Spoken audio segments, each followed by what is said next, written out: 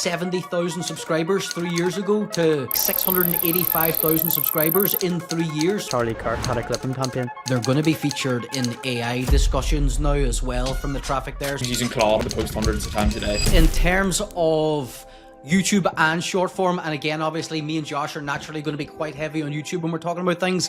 Alex, you're naturally going to be quite heavy on the short form, so like we have those two kind of insights and two different kind of perspectives. What kind of volume of content do we think is necessary, like maybe first of all just to get results in the first place and start to get some traction on social media, be that a couple of different platforms, but then again, what's like also the high level of output that people who are like, right, people who are doing 100k per month, 250k per month, 1 million a month, what kind of crazy level of volume are the highest level guys producing in terms of content output? Yeah, well look, like short form compared to YouTube, short form is obviously going to have to be much higher volume. Posting like once a day now has basically become like not the minimum standard, but a good level to be at. If you're looking to really grow your socials, bare minimum one a day. If you're not posting one a day, you're behind the guys that essentially are. Yeah, basically that. And yeah, the quicker that you start, the quicker the results will obviously come. On your guys' side then, YouTube wise, even like for me, what would you tell me? Like what's a good number of YouTube videos to be posting compared to short forms? Well, we would recommend starting with 4, and then when you sort of get your first couple of leads in and you have a proof of concept and you know that YouTube works for yourself rather than just trusting guys on YouTube telling you YouTube works, then we would like push it up to 8. But going back to what you said there about posting daily, if there's a world where you have the time, means and budget to post daily on YouTube long form videos, it's the best thing you can do. Like Alex Hormozi does it. We obviously know of a few people that we've worked with before that have channels with a couple 100,000 subscribers. They're uploading daily videos. On screen we'll show Felix Pren's output over the last 30 days here when this is happening, just to show like the highest level of YouTube output that people are doing, because he's a guy that I previously worked with who is actually uploading every single day on YouTube a full long form video, really high level stuff about the stock market. But on top of that, now he doesn't do it anymore because I actually checked the other day, but he also used to live stream Monday to Friday for an hour about the stock market as well. And I know for a fact that guy went from like maybe 70,000 subscribers 3 years ago to, I think I checked the other day and it was like 685,000 subscribers in 3 years. So like if we're talking about YouTube and the absolute high end where guys are out there, like your competitors might be out there posting daily content and live streaming daily, but then in 3 years they reap the rewards of that. Yeah, no, I've seen a few guys do that on Instagram as well. Some guys even from here in Northern Ireland, fitness coaches and stuff, like live streaming every day. Quite like the YouTube strategy. It's quite a good way to not indoctrinate people, but get more watch time. And Alex, even in the terms of short form, as in, because we obviously see people now start to upload even like 3 pieces of short form a day, and then you've got the other side of things where people might run clipping campaigns where they've got multiple accounts in short form coming on that. So obviously like the high end on YouTube, you're going to be pushed to upload more than 1 or 2 long form YouTube videos a day, whereas because of the teams that people can put behind clipping campaigns and stuff,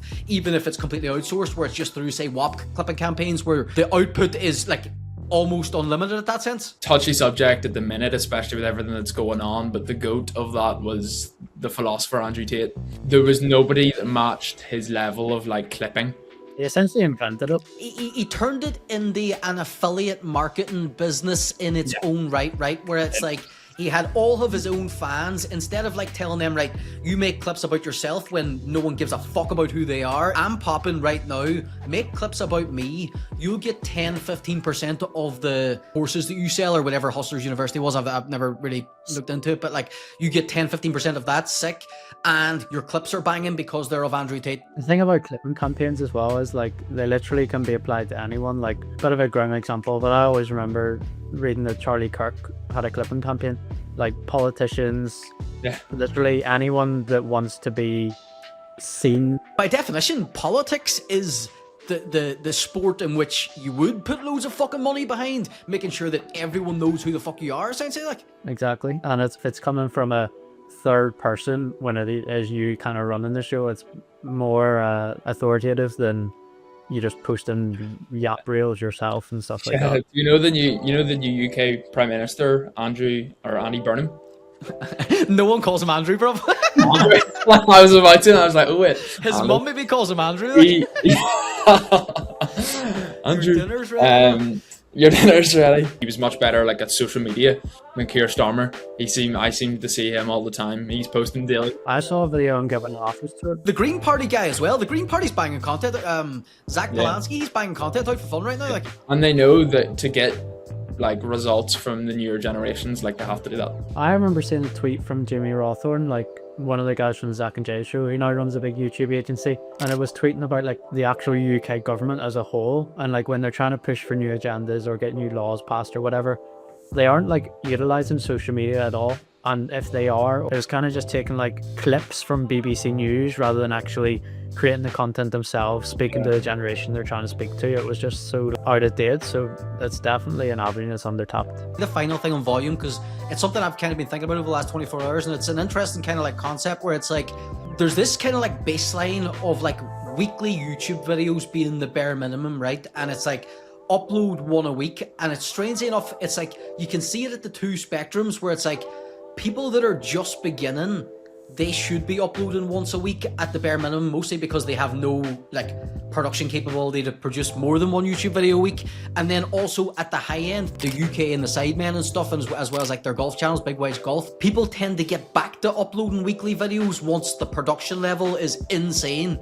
Whereas there's kind of like a middle ground, and you see it in the business sense, and you also see it in the entertainment scene, where a lot of times people start uploading 4 YouTube videos a month or a weekly YouTube video, and eventually they get back there, but they might get back there in like 2, 3, 4, 5 years, because they have to put out a much higher volume of content in order to grow in the first place, so that they can have that budget. They produce really high level videos that might get like 1 million views, 2, 3 million views every single week, so that they don't have to make the daily YouTube videos that some other guys make. What's our thoughts on that? And what would you advise people to do in terms of like, right, is it a case of whenever you've got the budget or the capability or the time, you find a platform that is working? Is that when you double down on the content and just go, right, we have to go now because people are paying attention to it now? I think a lot of content comes back to balance, in my opinion. There is a balance between quality and quantity. And it's the same with everything. It's nicked the exact words out of my mouth. Did I get you? Yeah. And you're going to have to brainstorm for the next 5 minutes before it gets back to you. Well, Yeah, there has to be a balance. If you're pumping out tons of volume, like I seen this random guy had a couple thousand followers on Instagram, and his videos were getting like a couple hundred, couple thousand views.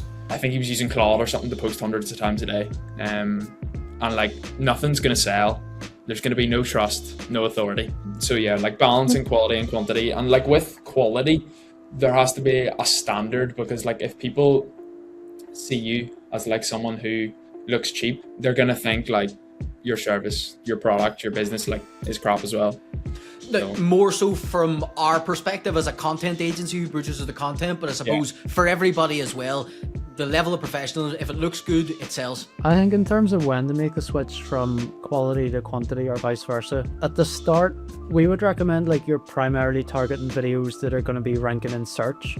So you're targeting specific keywords or things people are going to be looking up, like for example, how to start a Shopify store or how to file your tax return. And How to sign clients with email marketing. at the start, when you're making these types of videos, you're not really going to get many views just from the homepage anyway. It's going to be people searching for it. So if you can pump out as many of those as you can, that they start to rank in search. And the good thing about YouTube is it can rank in Google as well.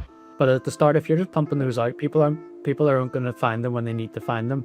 But then when you start to sort of grow your audience and you are getting views from elsewhere, not just from search, that's when you can start to focus on quality rather than quantity, and you can make videos that are designed to be clicked on the homepage or from recommended rather than searched. Just to add to what you said as well, because that was an important point you made about them being featured in search. Also, obviously, we've got the present situation where they're going to be featured in AI discussions now as well from the traffic there. So as in like your YouTube videos will be featured in that kind of SEO, which is like, we don't really know exactly how impactful that'll be, but in terms of the next 5 years, that's something to think about.